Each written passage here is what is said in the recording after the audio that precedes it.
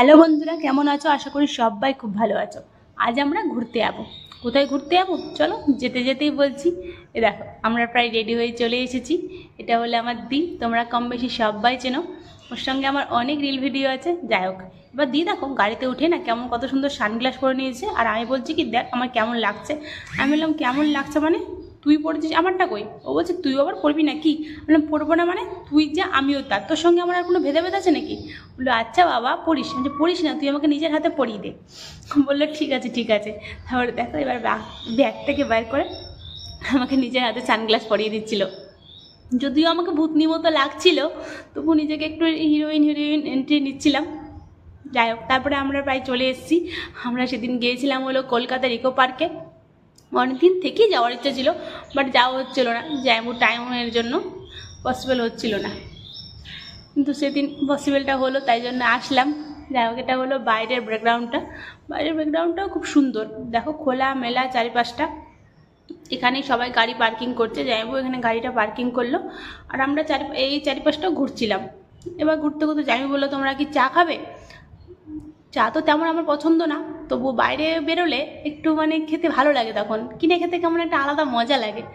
যাই হোক, বললাম ঠিক আছে চলো খাওয়াই যাক। এ দেখো সবাই একটা করে মাটির ভাঁড়ে চা নিলাম আমরা। আর মাটির ভাঁড়ে চা খেতে না খুব সুন্দর লাগে। তোমাদের ভালো লাগে না বলো তো? আমার তো খুব ভালো লাগে। যাই হোক, এবার চা খেতে খেতে আমি দিকে বলছি তোদের দুজনের আছে একসঙ্গে আমি একটা ছবি তুলবো, তোদের দুজনের ছবি আমার একসঙ্গে ফোনে নেই। ও বললো এবার ছবি তুলে কী করবি? আমি বলছি না তুলবো মানে তুলবো, তোরা একসঙ্গে আজকে দাঁড়াবি। অনেকদিন থেকে বলছি তোরা শুনিস না কথা। বললো আও, তারপরে বললো ঠিক আছে বাবা তুলিস।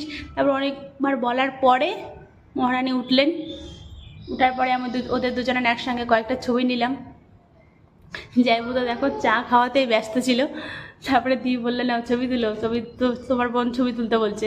দেখো ছবি টবি তোলার পর এই দেখো আমরা এখানে টিকিট কাটতে চলে এসেছি। যাইবো টিকিট কাটলাম, ভিতরে ঢুকলাম। ভিতরে মানে পরিবেশটাও খুব সুন্দর।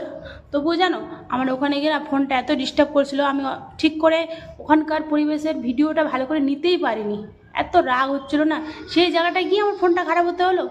যাই হোক, তবু যতটুকু পেরেছি চারিপাশটা একটু ভিডিও করেছি। ভালো লাগছিলো, চারপাশটা সত্যি খুব সুন্দর, ভালো লাগছিলো। অতদিন বাড়িতে থাকতে থাকতে না একটু কোথাও গেলে একটা অন্যরকম যেন মনটা একটা শান্তি শান্তি ফিল হয়। সেই জায়গাটা যেমনই হোক, সুন্দর হোক আর খারাপ হোক, তবুও তো এই জায়গাটা ভীষণই সুন্দর লেগেছে আমার। তোমরা কারা কারা এখানে কলকাতা ইকো পার্কে ঘুরতে এসছো আমাকে প্লিজ জানিও।